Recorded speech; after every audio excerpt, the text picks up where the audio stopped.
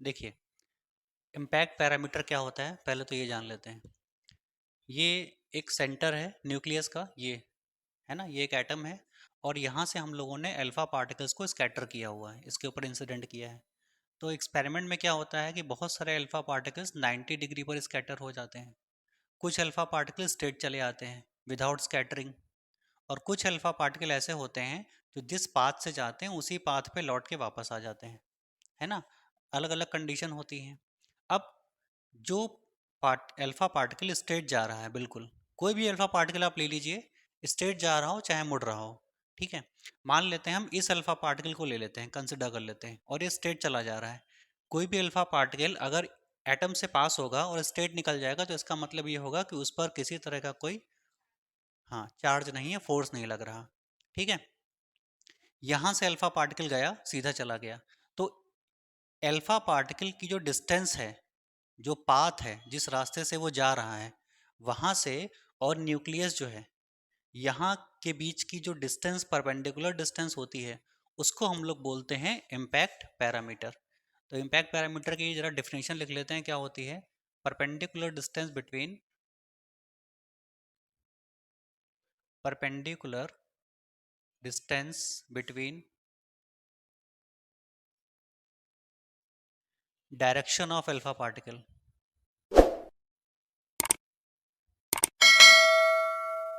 Direction of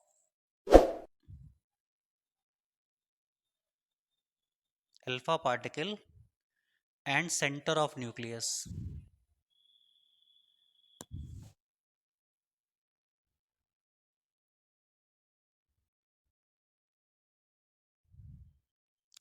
इसको हम लोग स्मॉल बी से डिनोट करते हैं, छोटा वाला B. Direction of alpha particle का मतलब है ये जिस रास्ते से अल्फा पार्टिकल जा रहा है वो डायरेक्शन ऑफ अल्फा पार्टिकल है, और ये है सेंटर ऑफ न्यूक्लियस। इन दोनों के बीच की परपेंडिकुलर डिस्टेंस, मतलब ये डिस्टेंस है, इसको बी कह रहे हैं हम लोग, ठीक है। और इसी बी डिस्टेंस को हम लोग क्या कहते हैं, इम्पैक्ट पैरामीटर।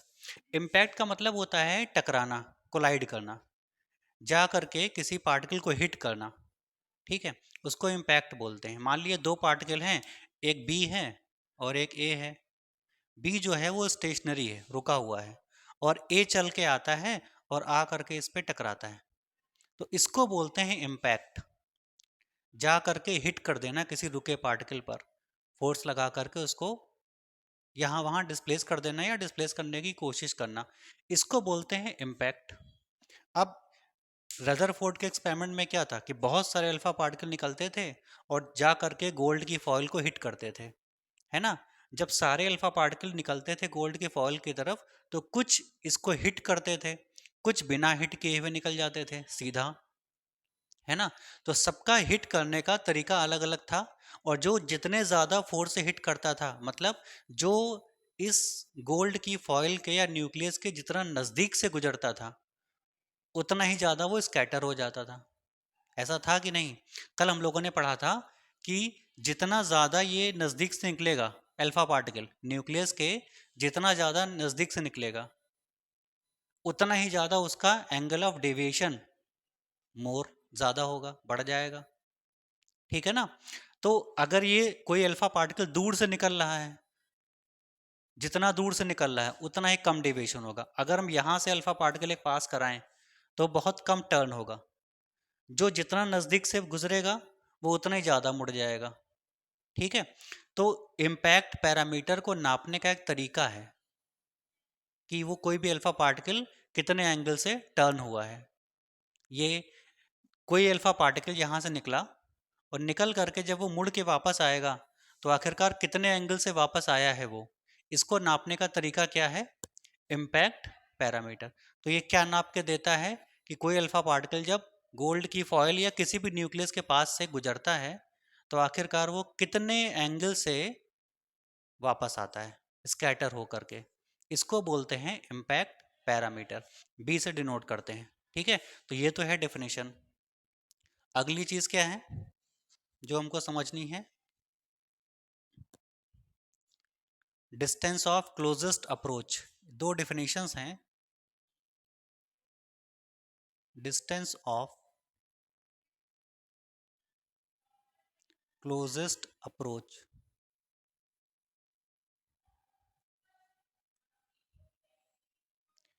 इसको हम लोग स्मॉल डी से डिनोट करते हैं, छोटा वाला डी।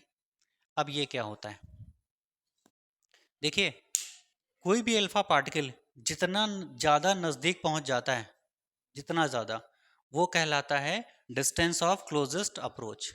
ठीक है, क्लोजेस्ट अप्रोच का मतलब क्या हुआ कि जितना ज़्यादा वो नज़दीक पहुंच जाएगा। जैसे इस अल्फा पार्टिकल की आप बात करें, ये देखिए बहुत यहाँ से मुड़ आया है, इस पॉइंट से वो मुड़ा है ना। मतलब इसके पहले, इस पॉइंट के पहले इस अल्फा पार्टिकल पर कोई फोर्स काम नहीं कर रहा था, लेकिन इस पॉइंट के बाद इस पर फोर्स लगना स्टार्ट हो गया, और ये फोर्स इतना ज़्यादा था कि इसने अल्फा पार्टिकल को अपने रास्ते से डेविएट कर दिया है। अल्फा पार्टिकल के पास होता है पॉजिटिव चार्ज, तो इसको जो फोर्स डेविएट कर रहा होगा वो भी पॉजिटिव चार्ज होगा, है ना।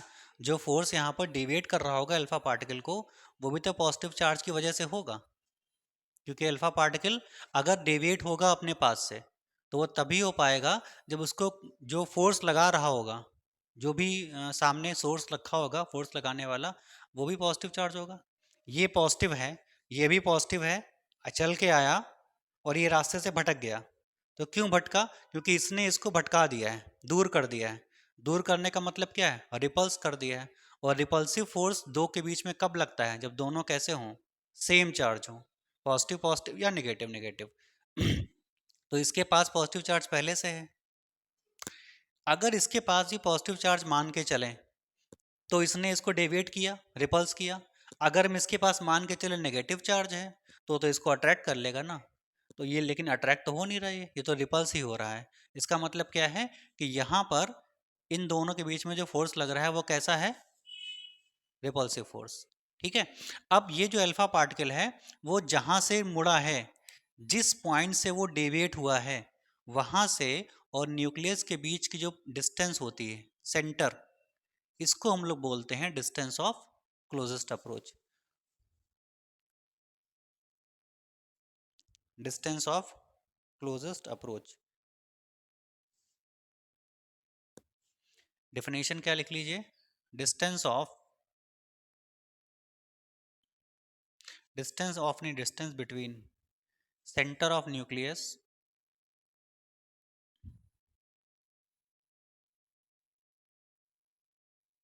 And distance between centre of nucleus and the alpha particle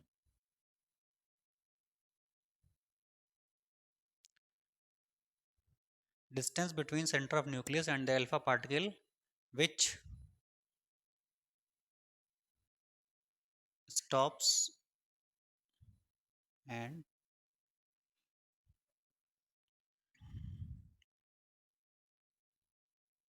returns back।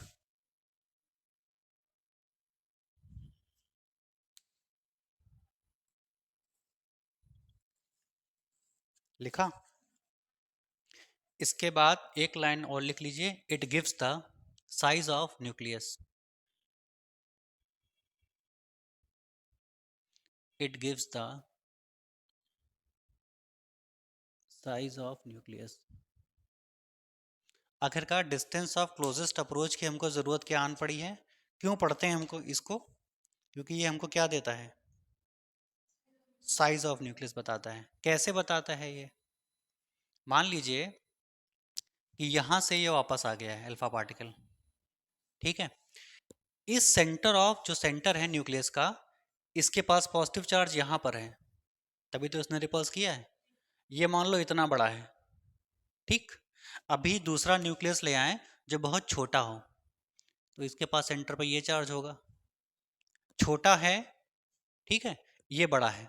अब यहाँ से हम एक अल्फा पार्टिकल लेकर के आए इसके सामने से, और ये अल्फा पार्टिकल इसके बहुत नज़दीक से गुजरा, यहाँ से डेविएट हुआ, इस जगह से डेविएट हुआ ये। तो हमने ये डिस्टेंस काउंट की, यही तो निकाली। जहाँ से रुक करके अल्फा पार्टिकल वापस आ जाता है, वहाँ से, उस पॉइंट से, और न्यूक्लियस का जो सेंटर होता है, एटम का सेंटर होता है, वहां के बीच के डिस्टेंस, इसी को तो बोलते हैं small D, distance of closest approach. तो इन दोनों में देखिए डी किसका बड़ा है, पहले वाले का, इसका डी छोटा है। डी क्यों छोटा है, क्योंकि ये न्यूक्लियस के थोड़ा ज्यादा नजदीक पहुंच गया है, और ये नजदीक नहीं पहुंच पाया, दूर से वापस आ गया है ना। तो जो जितना ज्यादा दूर से वापस आ जाएगा, हम क्या कहेंगे कि इसका साइज उतना ही बड़ा था, क्योंकि फोर्स दूर तक लग रहा था। यहां पर क्या है, साइज छोटा है, तो फोर्स नजदीक से लग रहा था। और अगर हम थोड़ा इन दोनों के बीच का साइज ले लें, मान लिया हमने इतना साइज ले लिया, तो ये अल्फा पार्टिकल आया और यहां से गुजरा, तो ये सेंटर ऑफ डिस्टेंस ले लेते हैं। ठीक है, तो जितना ज्यादा डिस्टेंस देखेंगे, जितना नजदीक से जाएगा उतना ही छोटा होगा, जितना दूर से गुजरेगा उतना ही साइज बड़ा होगा। ठीक है, तो जितनी ज्यादा डिस्टेंस होगी, डी की वैल्यू जितनी ज्यादा होगी, इसका साइज उतना ही बड़ा होगा। न्यूक्लियस का साइज छोटा या बड़ा डिपेंड किस पे करेगा, स्मॉल डी पर। डी को काउंट करेंगे। ठीक है, इस वजह से क्या बताता है ये, it gives the size of nucleus. ठीक है, चलिए अब इसके थोड़ा सा हम लोगों को निकालना पड़ता है कि डिस्टेंस ऑफ क्लोजेस्ट अप्रोच कितनी होनी चाहिए या कितनी होती है, नॉर्मली कितनी होती है। ठीक है,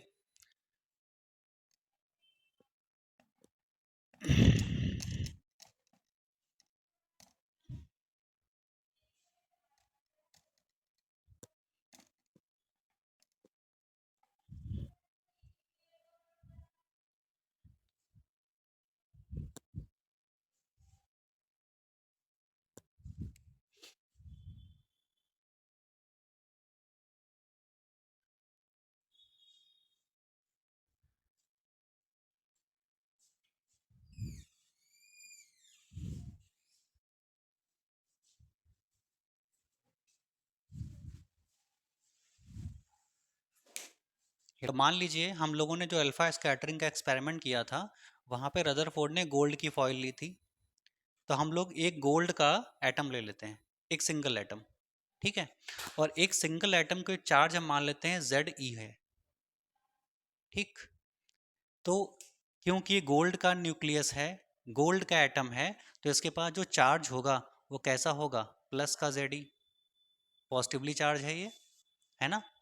अल्फा पार्टिकल है, अल्फा पार्टिकल के पास चार्ज कितना होता है, प्लस पॉजिटिव, और उसका मैग्नीट्यूड कितना होता है, प्लस का 2e। जब एक अल्फा पार्टिकल कहीं से बाहर निकलता है तो दो इलेक्ट्रॉन्स बाहर आते हैं, ऐसा बोला जाता है। एक अल्फा पार्टिकल दो इलेक्ट्रॉन्स के चार्ज के बराबर चार्ज रखता है अपने अंदर। ठीक है, तो एक अल्फा पार्टिकल हमने यहाँ से स्कैटर किया, एमिट किया, और वो गोल्ड के न्यूक्लियस की उस तरफ वो जा रहा है। थोड़ी दूर चलने के बाद इन दोनों के बीच में फोर्स ऑफ रिपल्शन लगेगा, क्योंकि दोनों पॉजिटिव चार्ज हैं, और ये अल्फा पार्टिकल थोड़ी दूर चलने के बाद ये अपने पाथ से डेविएट हो जाता है। जिस पॉइंट से डेविएट होता है ये, वो ये वाला पॉइंट है, ये यहाँ से, और जो सेंटर ऑफ न्यूक्लियस है, ये एटम का सेंटर, इन दोनों के बीच की जो डिस्टेंस होती है, इसी को तो हम बोलते हैं डिस्टेंस ऑफ क्लोजेस्ट अप्रोच, है ना। यही हमको निकालनी है, यही तो निकालनी है। ठीक है, अब थोड़ा सा इसको समझते हैं। इसकी वैल्यू हमको फाइंड करनी है, ध्यान रखिएगा कि कितनी है ये। थोड़ा सा इसको समझिए। आपके आपने कहीं पढ़ा होगा कि जब भी कोई पार्टिकल, मान लीजिए ये अर्थ का सरफेस है, ठीक है, और इसके इससे कुछ ऊंचाई पर हमने एक पार्टिकल यहाँ पे रख दिया है, कोई सब्सटेंस, कोई छोटा सा लकड़ी का गुटका या पत्थर का गुटका हमने यहाँ पे रख दिया है। ये जो गुटका है इसका मास कितना मान लेते हैं, m है। अब हम क्या करते हैं, इस गुटके को पकड़ के रखा है हमने, होल्ड करके रखा है, तो इसकी हाइट कुछ है, समथिंग है, मान लेते हैं h है। और जब तक हमने इस गुटके को होल्ड करके रखा है, पकड़ के रखा है, तब तक ये गुटका यहाँ रुका रहेगा। इस समय इसकी वेलोसिटी कितनी है, 0। और अगर इस वक्त देखा जाए, जिस वक्त हमने गुटके को पकड़ के रखा है, इस वक्त अगर इसकी एनर्जी की बात की जाए, तो इसके पास एनर्जी कौन सी होगी, पोटेंशियल। कितनी होगी, पोटेंशियल होगा U equal to M G H. यहाँ पे G क्या है, gravity, acceleration due to gravity. H क्या है, हाइट, है ना। तो mg और हाइट का जो मल्टीप्लिकेशन है वो क्या देता है, पोटेंशियल एनर्जी। ये पोटेंशियल एनर्जी इसके पास क्यों है, क्योंकि इसकी वेलोसिटी कितनी है, 0 है। अब हम इस गुटके को यहां से छोड़ देते हैं, तो ये कहाँ जाएगा, गुटके को हम यहां से छोड़ देंगे तो ये कहाँ जाएगा, नीचे की ओर आएगा, क्योंकि अर्थ क्या लगाती है, ग्रेविटी। तो ये गुटका नीचे की ओर आएगा। जैसे जैसे नीचे की ओर आता रहेगा वैसे वैसे इसकी वेलोसिटी 0 से 1 2 3 4 5 6 बढ़ती रहेगी। यानी अब इसकी वेलोसिटी 0 नहीं रह गई है ना। जब इसकी वेलोसिटी 0 थी तो एनर्जी कौन सी थी, पोटेंशियल। अब इसकी वेलोसिटी कुछ 0 के अलावा कुछ आ गई है, मान लेते हैं 1 हो गया, फिर आगे चल के 2 होगा, फिर आगे चल के 3, ऐसे बढ़ती रहेगी ना वेलोसिटी धीरे धीरे। जब वेलोसिटी बढ़ेगी और इसके पास मास भी है तो इसके पास दूसरी एनर्जी आ जाएगी, कौन सी आ जाएगी, काइनेटिक आ जाएगी। वो काइनेटिक इसके पास आई कहां से,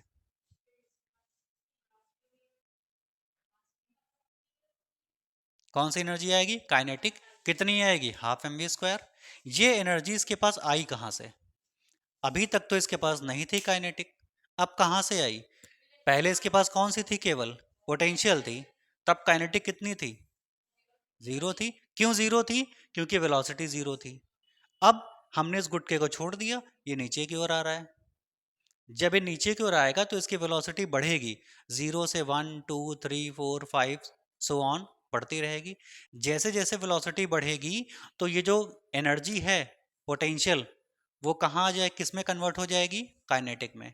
तो जो काइनेटिक एनर्जी इसके पास आई है वो कहाँ से आएगी, ड्यू टू पोटेंशियल। यही जो पोटेंशियल एनर्जी इसके पास है जो पहले से है,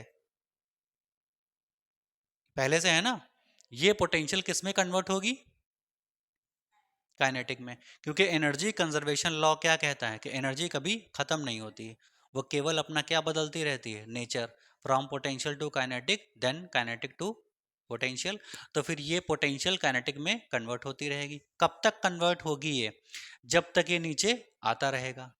जब तक ये नीचे आता रहेगा तब तक ये पोटेंशियल काइनेटिक में बदलती रहेगी। और जब ये गुटका आ करके इस अर्थ के सरफेस पे ऐसे गिर जाएगा, अर्थ की सरफेस पे गिर जाएगा, उस कंडीशन में इसकी वेलोसिटी कितनी हो जाएगी, 0। और जब वेलोसिटी 0 हो जाएगी तो क्या इसके पास काइनेटिक रह जाएगी, इसका मतलब क्या है कि यहाँ पे काइनेटिक 0 हो जाएगी। लेकिन इस बीच के रास्ते में, यहाँ से और यहाँ तक के रास्ते में इसके पास कौन सी एनर्जी होगी, काइनेटिक। और यहाँ पे कौन सी होगी, पोटेंशियल। यहाँ पे कौन सी होगी, फिर से पोटेंशियल। ठीक है, वो अलग कंडीशन है कि यहाँ पे हाइट 0 हो जाएगी, हाइट 0 हो जाएगी ना, तो यू भी आपका 0 हो जाएगा, वो अलग कंडीशन है क्योंकि हाइट 0 हो जा रही है। ठीक है, लेकिन इस रास्ते में इसके पास कौन सी एनर्जी होगी, काइनेटिक होगी। यानी जब कोई पार्टिकल मूव करता है तो उसके पास कौन सी एनर्जी होती है, काइनेटिक। और जब कोई पार्टिकल रुका रहता है तो उसके पास कौन सी होती है, पोटेंशियल।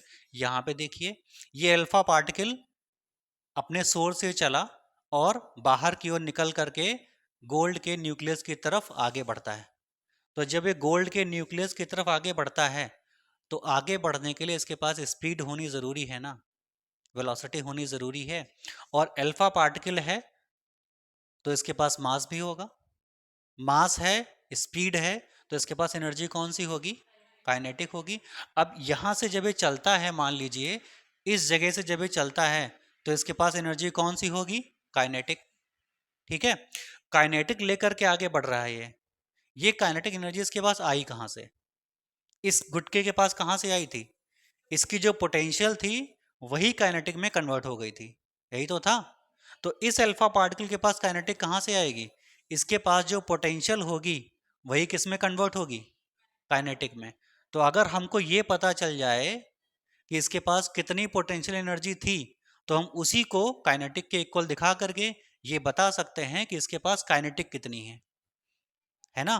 क्योंकि अभी हमको ये तो नहीं पता ना कि इसके पास काइनेटिक है कितनी। लेकिन अगर हम काइनेटिक एनर्जी निकालना चाहते हैं तो क्या तरीका है कि हम पोटेंशियल निकाल लें, और पोटेंशियल ही काइनेटिक के बराबर हो जाती है। तो दोनों इक्वल हैं तो जितनी पोटेंशियल उतनी ही काइनेटिक। ठीक है ना। तो इसके पास कौन सी एनर्जी होगी, काइनेटिक। और जैसे जैसे ये आगे बढ़ता रहेगा वैसे वैसे इसकी काइनेटिक एनर्जी कम होती रहेगी, बढ़नी चाहिए थी, यहाँ पे देखिए बढ़ती है। क्यों बढ़ती है? क्योंकि अर्थ इस गुटके को अपनी ओर खींच रहा है लगातार, फोर्स ऑफ अट्रैक्शन है। यहाँ पे क्या है, जब ये आगे बढ़ रहा होगा तो क्योंकि ये पॉजिटिव चार्ज है, गोल्ड का न्यूक्लियस, तो ये पॉजिटिव चार्ज क्या करेगा, इस पॉजिटिव चार्ज को रिपल्स करेगा। तो रिपल्स करने की वजह से ये जो फोर्स लगाएगा वो बाहर की ओर लगाएगा।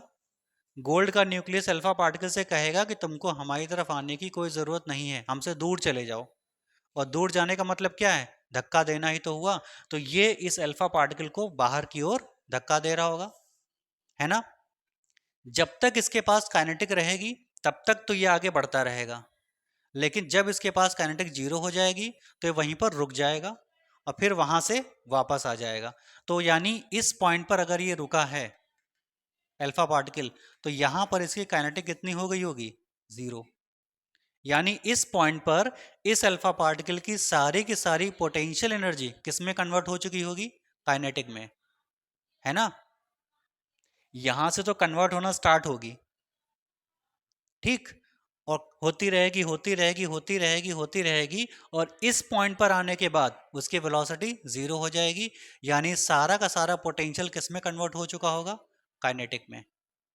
ठीक है, अब उसके पास काइनेटिक तो बची नहीं, तो फिर से कन्वर्जन शुरू होगा और तब ये आगे बढ़ेगा।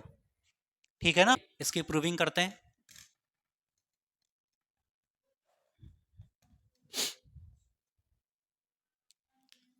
मान लीजिए let Z E positive charge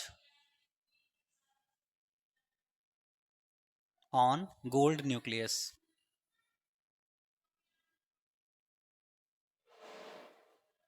gold के न्यूक्लियस पर पॉजिटिव चार्ज हमने कितना माना है, जेड ई माना है। और एंड टू ई हमने क्या माना है, charge on positive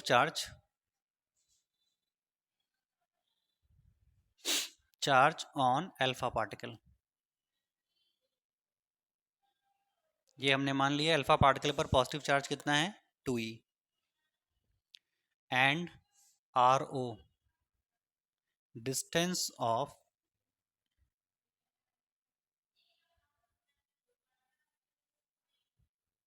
closest approach.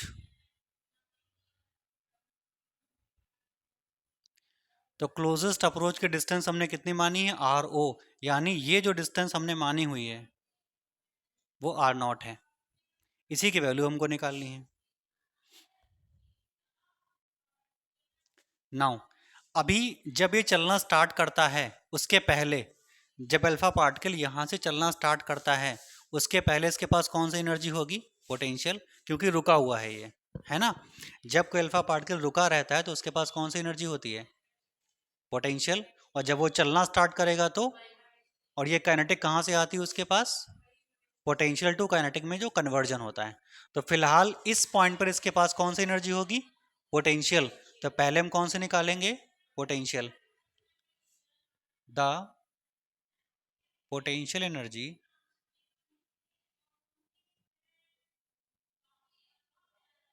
Of alpha particle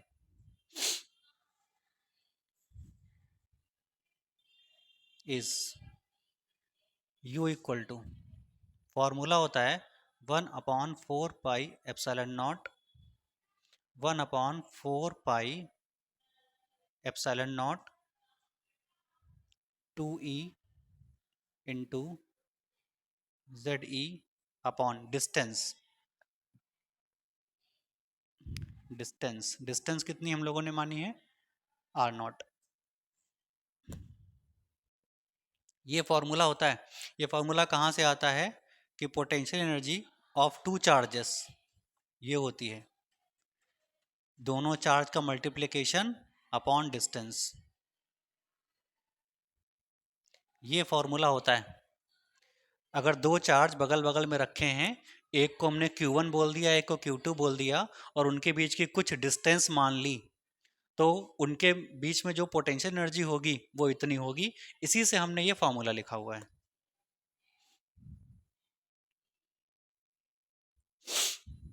ठीक है, इसको आप इक्वेशन नंबर 1 कर लीजिए। अब अल्फा पार्टिकल क्या होगा, चलना शुरू करेगा किसकी तरफ, गोल्ड के न्यूक्लियस की तरफ। जब ये चलना शुरू करेगा तो चलने के लिए जो एनर्जी चाहिए वो इसके पास कहाँ से आएगी, यही जो पोटेंशियल है वो किस में कन्वर्ट होगी, काइनेटिक में कन्वर्ट होगी। So if so if k is the kinetic energy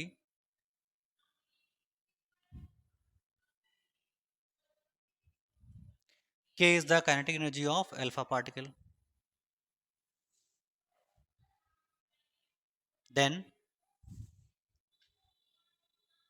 u equal to k। u equal to K क्यों लिखा हमने, जो पोटेंशियल है वही से तो काइनेटिक मिलेगी, तो दोनों आपस में इक्वल हो जाएंगे। तो इक्वेशन 1 में जहां u लिखा है वहां पे क्या लिख सकते हैं, k लिख दीजिए, बाई 1 बाई इक्वेशन 1। u की जगह पर क्या लिखेंगे, k इक्वल टू 1/4 और 2e into Z E upon R naught.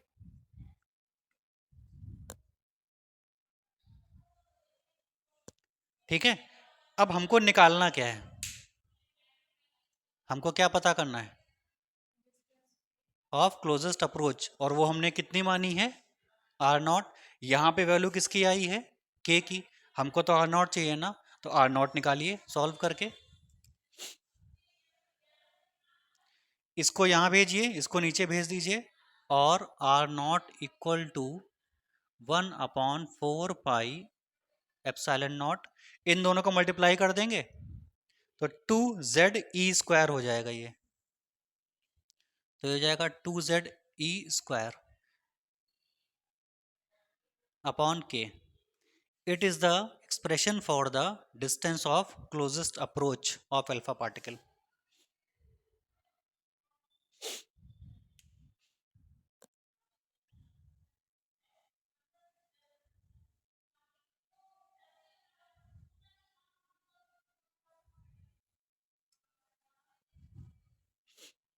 ठीक है, तो ये क्या है, क्लोजेस्ट अप्रोच का फॉर्मूला। अब इस फॉर्मूले को ध्यान से देखिए जो डब्बे में बंद है, इस फॉर्मूले में क्या क्या चीज़ें हैं जो हम बदल नहीं सकते, और ऐसी कौन कौन सी चीज़ें जो हम बदल सकते हैं। देखो 4 पाई दोनों कांस्टेंट, एप्सिलॉन नॉट भी कांस्टेंट होता है, तो ये पूरा कांस्टेंट हो गया। ठीक है, 2 तो वैसे भी कांस्टेंट होता है, 1 2 3 4 वाला 2 है, तो ये भी कांस्टेंट है। z ये भी कांस्टेंट, क्योंकि गोल्ड के लिए z 79 होता है, चेंज नहीं होगा। z का मतलब क्या होता है, 79। एटॉमिक मास या एटॉमिक नंबर, z क्या होता है,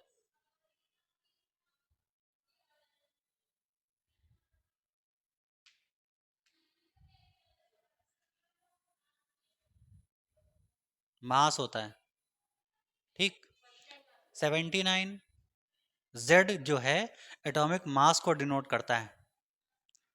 ठीक, और वो गोल्ड के लिए 79 होता है, तो वो तो हम चेंज नहीं कर सकते, वो उतना ही रहेगा। ये ई क्या है, what is E, charge of electron. क्या ये चेंज होगा, नहीं चेंज होगा, कांस्टेंट। तो देखिए ये पूरा कांस्टेंट हो गया, ये कांस्टेंट, ये कांस्टेंट, ये कांस्टेंट, बचा क्या, के। क्या के कांस्टेंट होगा,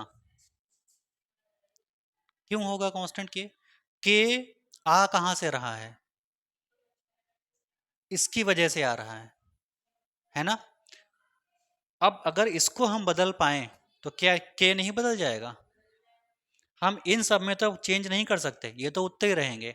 अगर आपने गोल्ड के जगह पर सिल्वर ले लिया तब जेड चेंज हो जाएगा, इलेक्ट्रॉन के जगह पर आपको दूसरा चार्ज पार्टिकल ले लेंगे तो ई चेंज हो जाएगा, है ना।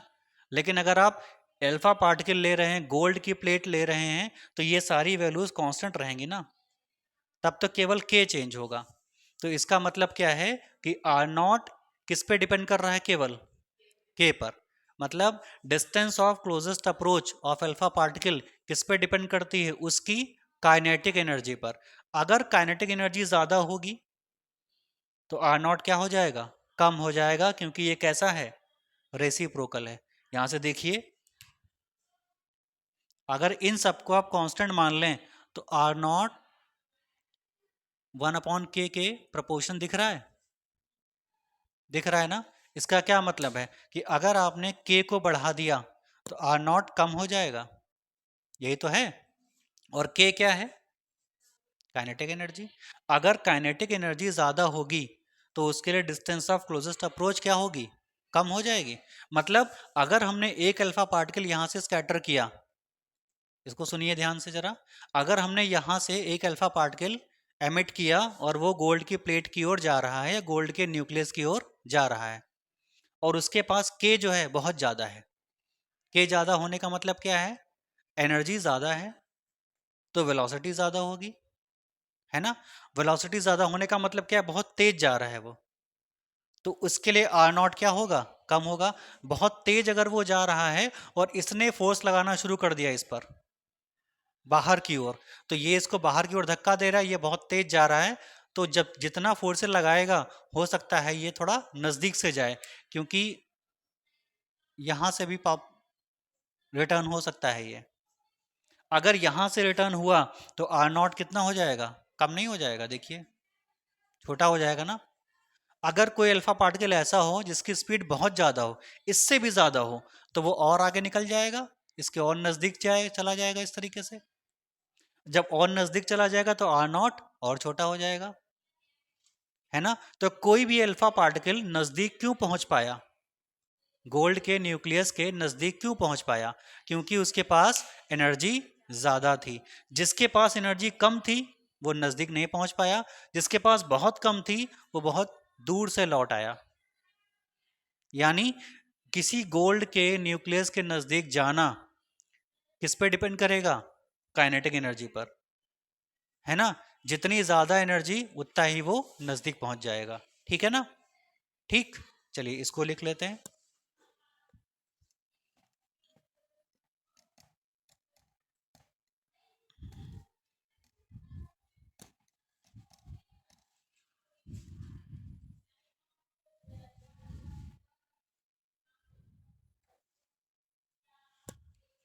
तो यहां से हमको क्या पता चल रहा है? सो फॉर गिवन न्यूक्लियस, एक दिए गए न्यूक्लियस के लिए, मतलब गोल्ड को आपको गिवन है ये, यहाँ पे सिर्फ गोल्ड की बात हो रही है। For given nucleus distance of closest approach, distance of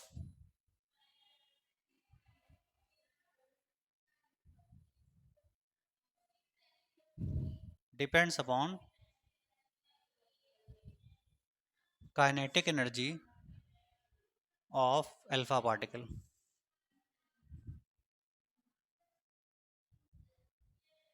alpha particle की काइनेटिक एनर्जी पर डिपेंड करता है कौन? R naught. और ये किसके लिए? For given nucleus. अगर हम यहाँ से गोल्ड के न्यूक्लियस को हटा करके किसी और पार्टिकल का एलिमेंट का न्यूक्लियस यहाँ पे लगा देंगे, रख देंगे, तो ये चेंज हो सकता है।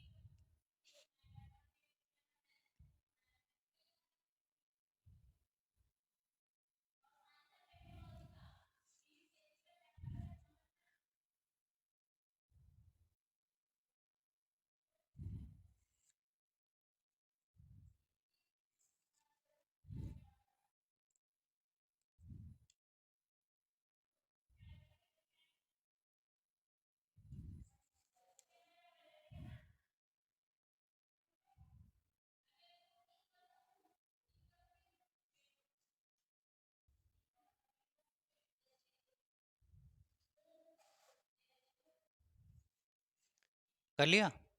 चलिए अब जरा हम लोग एक गोल्ड के न्यूक्लियस का, आखिरकार जो अल्फा स्कैटरिंग का एक्सपेरिमेंट है वो क्या बताता है? साइज ऑफ न्यूक्लियस बताता है।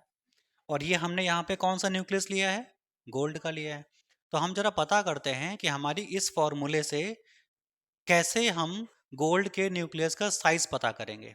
इस फॉर्मूले से कैसे पता करेंगे? ठीक है, तो हम लोग गोल्ड के न्यूक्लियस का साइज पता करेंगे, यानी कैलकुलेशंस करेंगे कुछ।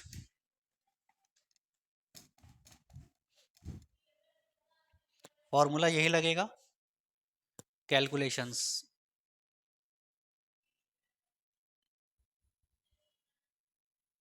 Calculations. Let mass of alpha particle, alpha particle का मास कितना होता है? 6.7 इंटू 10 की पावर माइनस का 27 किलोग्राम। ये अल्फा पार्टिकल के, एक अल्फा पार्टिकल का मास होता है। Z of gold equal to कितना? 79 होता है ये। And velocity of alpha particle, velocity of alpha particle, ये मान लेते हैं जो अल्फा पार्टिकल इसकी ओर जा रहा है, 2.1 इंटू 10 की पावर 7 मीटर पर सेकेंड।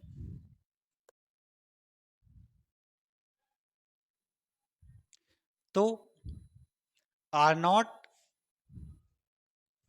निकालना है हमको ना, तो आर नॉट के लिए हमको z पता चल गया, E पता चल गया, K नहीं पता चला अभी। तो पहले हम तो K की वैल्यू निकालेंगे, तो यहाँ रखेंगे, तब सॉल्व करेंगे, तभी तो आर नॉट आएगा। अरे चलिए, तो इसके लिए हमको क्या पता होना चाहिए? पहले तो काइनेटिक एनर्जी। तो पहले तो हम ये निकालते हैं, फिर इस फॉर्मूले में रखेंगे, तब आर नॉट आएगा। तो पहले काइनेटिक एनर्जी निकालिए। काइनेटिक एनर्जी किसकी निकाल रहे हैं हम लोग? आर नॉट की काइनेटिक एनर्जी कहाँ होती है? अल्फा पार्टिकल की होगी ना, kinetic energy of alpha particle के हाफ एम वी स्क्वायर होता है। तो मास भी अल्फा का लेंगे हम लोग, और वेलोसिटी भी अल्फा की लेंगे। K equal to half M V square, ये तो फॉर्मूला होता है। चलिए रखिए वैल्यूज। तो ये हो जाएगा, अल्फा पार्टिकल का मास कितना है? 6.7 इंटू 10 की पावर -27 के जी। वी कितना है? 2.1 10 की power 7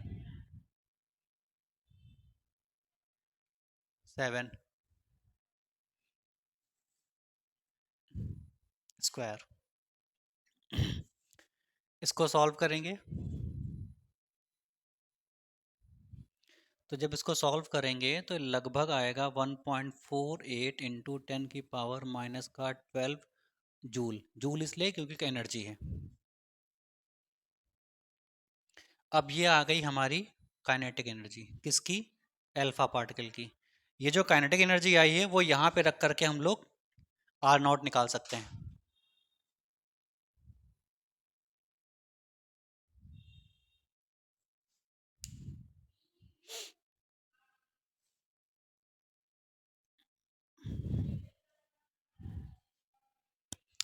now now R naught, R naught इसमें रख के निकालेंगे, तो इसकी वैल्यू रखेंगे। इसकी वैल्यू क्या होती है? 9 इंटू 10 की पावर 9। देखिए इस पूरे की वैल्यू ये होती है 1/4 पाई एप्सिलॉन नॉट, इस पूरे की वैल्यू ये होती है। तो आप इसको याद कर लीजिएगा, ये वैल्यू यहीं रखी जाती है हमेशा। इंटू 2, जेड कितना है फॉर गोल्ड? 79। ई स्क्वायर, ई मतलब चार्ज ऑफ इलेक्ट्रॉन कितना होता है? 1.6 इंटू 10 की पावर -19 स्क्वायर है, तो यहाँ पे स्क्वायर लगा देंगे, अपॉन के। के कितना आया है? 1.48 इंटू 10 की पावर -12।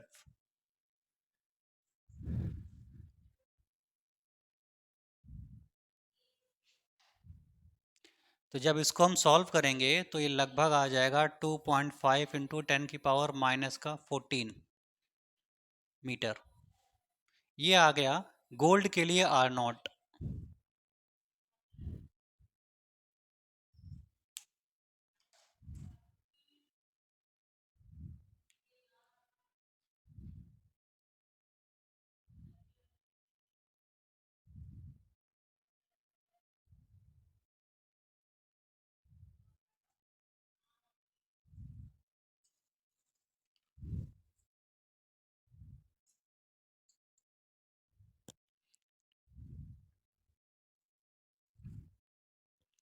सॉरी सॉरी, ये 4 नहीं है, 14 है।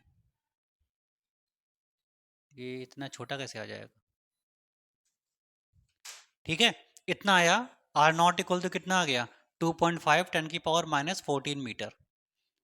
अब थोड़ा सा इसमें हम लोग चेंज करेंगे। देखिए, इसको ऐसे भी लिखा जा सकता है, इस पॉइंट को हटाएंगे तो नीचे जीरो बढ़ा सकते हैं, तो इसको लिखेंगे 25/10 इंटू 10 की पावर कितना, माइनस का 14 मीटर, लिख सकते हैं। इस 10 को ऊपर लेके जाएंगे यहाँ पर, तो ये कितना हो जाएगा, -1। -1 का मतलब -15। इसको लिखेंगे R naught equal to 25 into 10 की पावर माइनस का 15 मीटर, लिख सकते हैं। ठीक है।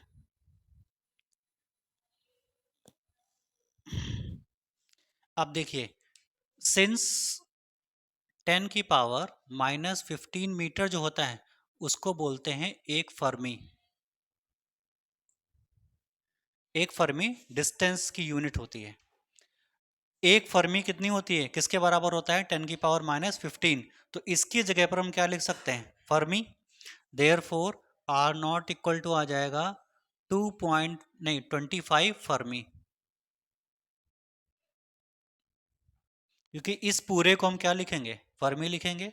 तो आर नॉट इक्वल टू कितना आ गया, 25 फर्मी।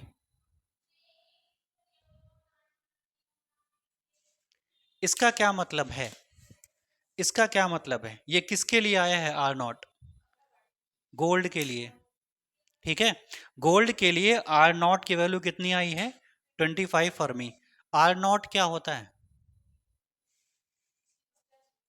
क्लोजेस्ट अप्रोच, कि कोई अल्फा पार्टिकल गोल्ड के न्यूक्लियस के पास कितना नजदीक पहुंच जाएगा। कितना नजदीक पहुंच जाएगा, 25 फर्मी तक। 25 10 की पावर -15 मीटर तक नजदीक पहुंच जाएगा ये, यानी। और जो आर नॉट है ये बताता क्या है, साइज ऑफ न्यूक्लियस। यानी हमारा जो गोल्ड का न्यूक्लियस है उसका जो साइज होगा वो 25 फर्मी से क्या कम नहीं हो सकता, ज्यादा ही होगा। ठीक है, बात समझ में आई। तो जितना आर नॉट होता है, जितना भी आर नॉट आता है वो हमें क्या दिखाएगा, साइज ऑफ न्यूक्लियस। तो इस साइज से वो क्या नहीं हो सकता, ठीक है ना, इस साइज से वो कम नहीं हो सकता, ज्यादा ही होगा 25 फर्मी से। तो इस तरीके से जो फॉर्मूला हम लोगों ने निकाला है आर नॉट का, उस फॉर्मूले से किसी भी गिवन न्यूक्लियस के साइज को पता कर सकते हैं। ठीक है, बस हमें क्या पता होना चाहिए उसका लिए, z की वैल्यू पता होनी चाहिए और k पता होना चाहिए। दोनों की वैल्यू रख देंगे आर नॉट वाले फॉर्मूले में, सॉल्व कर लेंगे तो हमको जो वैल्यू मिलेगी वो उसकी डिस्टेंस ऑफ क्लोजेस्ट अप्रोच होगी। So the size of gold nucleus is not